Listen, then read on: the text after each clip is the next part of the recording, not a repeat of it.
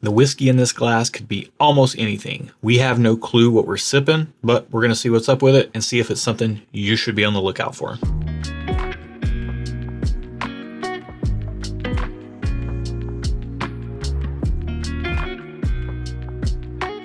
Welcome to Stuff and Whiskey. I'm Erin. I'm Josh, and today we are back with a video where we are tasting something that we have no clue what it is. Nope. That's a terrible sentence structure, but thanks for bearing with me there. It's fine, it happens. We've drawn this at random from our blind sample pool, full of a bunch of bourbons and ryes, most of which we've never had before. And yeah, we're going to see what we think about it. We taste this way so that it's completely unbiased, separate and apart from labels or hype or any of that stuff. Yep.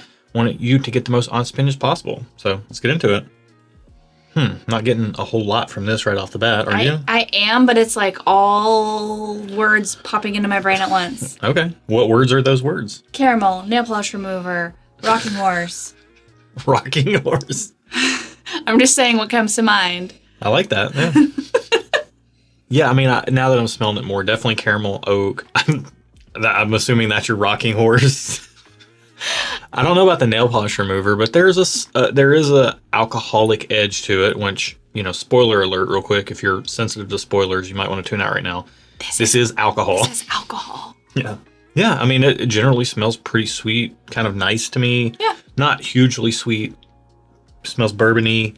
Kind of has this like a cherry vanilla type of thing going on with it. Oh, interesting. Okay, you're getting way more than I am. Yeah. It's all very faint, and it's all kind of, if this were sliders of intensity, all the sliders are on 4 out of 10. Okay. Just 4 out of 10 across the board. Maybe the rocking chair sliders bumped up to rocking horse. Oh, rocking horse. Maybe it's bumped up to a 5 or a 6.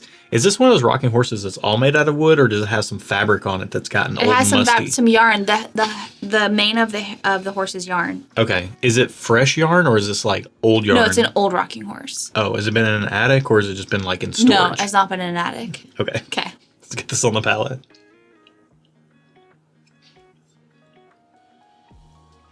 Oh, wow. Okay.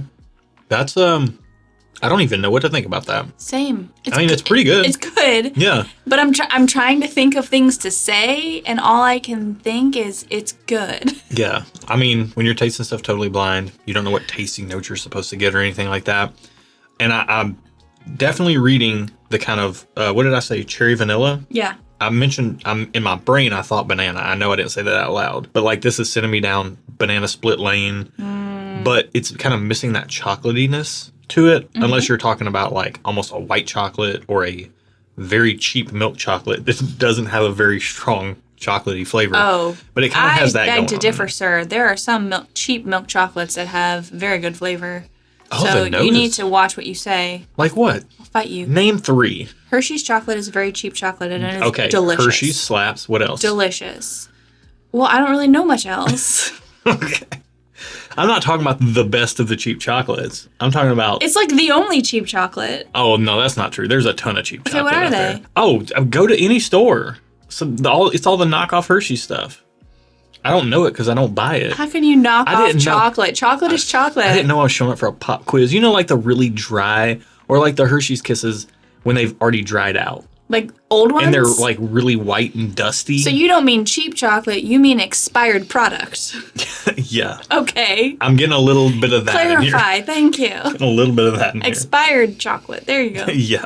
I mean, if you want to split hairs, then yes, it's a vanilla. Dadgummit, I'm all over the place now. What's the thing called? A banana split. It's a banana split, yep. But instead of chocolate syrup, somebody liquefied old expired Hershey's Kisses that are like white and chalky that don't have much flavor, and then they drizzled that on top of it. That's fair. Thank you. And that's not a bad thing. No, I mean, I'll take chocolate in any form, unless it's white. I don't like white chocolate. I know that sounds like a bad thing. It's not a bad thing, though. Yeah, generally speaking, like all those notes from the nose came over to the palate. For me, it's got a little bit more proof than I thought it would. It was pretty muted on the nose. I feel like it's coming through with a little bit of punch on the palate. But it's balanced. There's no lingering burn. I think I smelled the alcohol more than I tasted as far as like feeling on the palate, which is a good thing in my book. I don't like to feel the burn as much on certain occasions. I feel like this is just very well balanced, and for me, as someone who doesn't really know what she's talking about, It just generally tastes good. And that's what I'm going to say. You okay? Yeah, well, kind of not. I just took a sip and somehow it matriculated up into my left nostril through my sinus cavity. I don't even know how that happens. We're having technical errors. I don't even know why you with said my the word body. matriculate. You just want to sound smart. No, I did really want to use that word. I'll be honest. It's a good word. It's kind of a cool word. It's pretty cool word.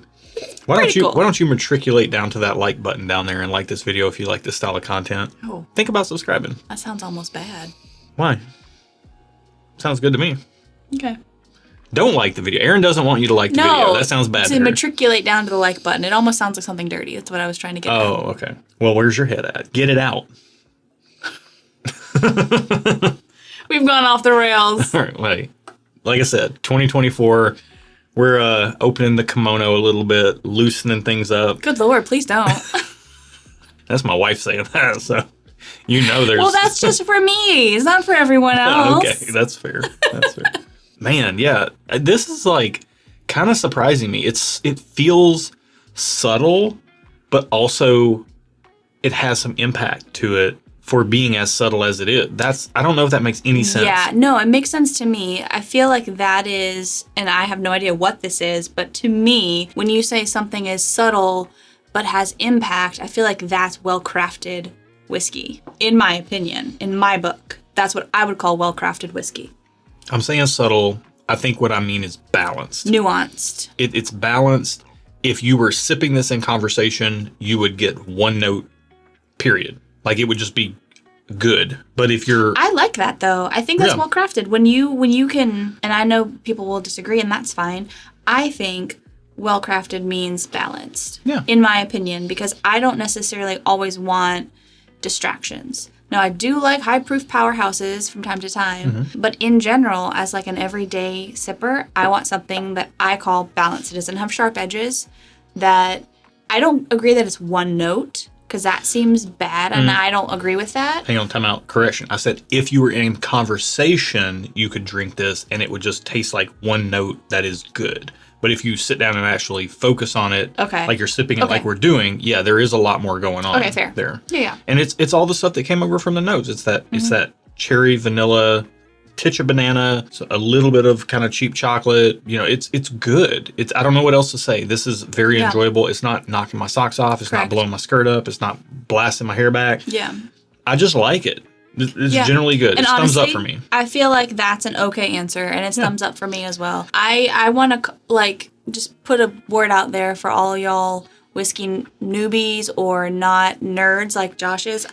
I don't usually get a lot of tasting notes on things. I generally think something is good, and I couldn't tell you why, and that's okay. Yeah. Like, you don't have to have 15 layers of tasting notes to enjoy a glass of whiskey. Yeah, we've said it many times. This is not the 15-layer deep tasting notes channel. Yes. Or whatever. Yeah. Yeah, that's not what we do here. But I like this. This is pretty good overall. I could stand for it to be a little bit more sweet, personally speaking, but it's not sweet. Yeah. It's pretty good. Yeah.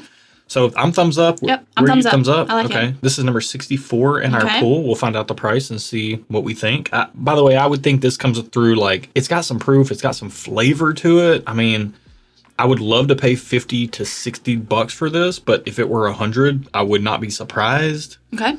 What is this? This is $90. There you go. I'm not surprised. Yeah. I'm not surprised. I would love to pay 60 or 70, 50, 60, 70 for it because that's my safe spot. That's where I like to be at. And I'm notoriously the cheapskate in the family. And $90 is for this specific product is pushing it for me. But I'm not going to change my opinion. You're staying thumbs up? I am staying thumbs up. I am too. I do think it's fair, and I would like to have a bottle of it. So for me, thumbs up means I would like Josh to go purchase a bottle of it for our home. Because you do the whiskey shopping. There you go. Yeah, I'm a thumbs up on this too. I would like to have a bottle of this around. It is quite enjoyable. Yeah. All right, what are we drinking? We are drinking J. Henry La Flamme. Wow. It's a bourbon finished in Armagnac casks. Wow, so that's bringing the depth. So J. Henry is out of Wisconsin. Yes, and this is thanks to Justin and Paula Schmidt. Yes, it is. As soon as you said J. Henry, I knew exactly where it was from. Yeah. But yes, this is wild. So Nancy the Nose Fraley was involved in the crafting of this. Okay. It is a craft distillery. Didn't get that on it. Maybe a titch. Maybe a titch on the nose, but not enough for me to mention it. For me, it was on the finish, and it was just like a kind of a corn sweetness. But it's a bourbon finished in Armagnac cask, which is adding some of that sweetness that we're getting here. And wow, this is, I mean, if I ran across a bottle of this, especially considering that it is I know it to be a kind of special release product from a craft distillery that's this good, and it's not a bajillion dollars, I'm on board. It's a special release, though, so you can't get it. Right. You can't get it. Like, when this came out, I think you probably could get it.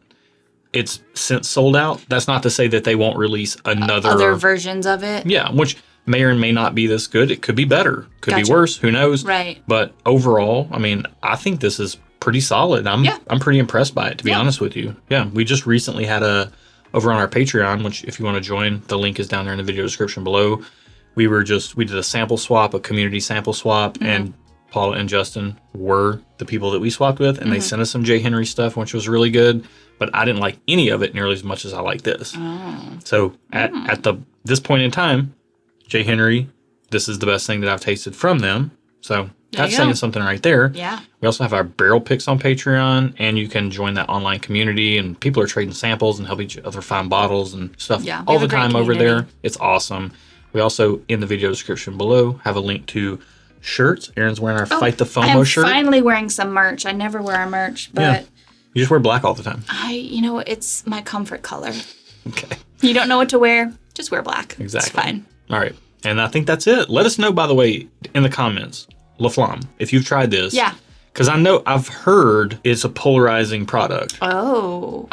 Okay. I think it's pretty enjoyable. I agree. All right. So I think we're on the same team. Okay. Go us. We're on pro La Flamme. Yes. If you are anti La Flamme, let us know down in the comments below. Or pro. Taste differ. Whatever. Yeah. That's it. And they're all right. It's all good. No rules, just right. That's it for today, guys. Be good to each other. And until next time. Outback, don't send us a cease and desist. Cheers.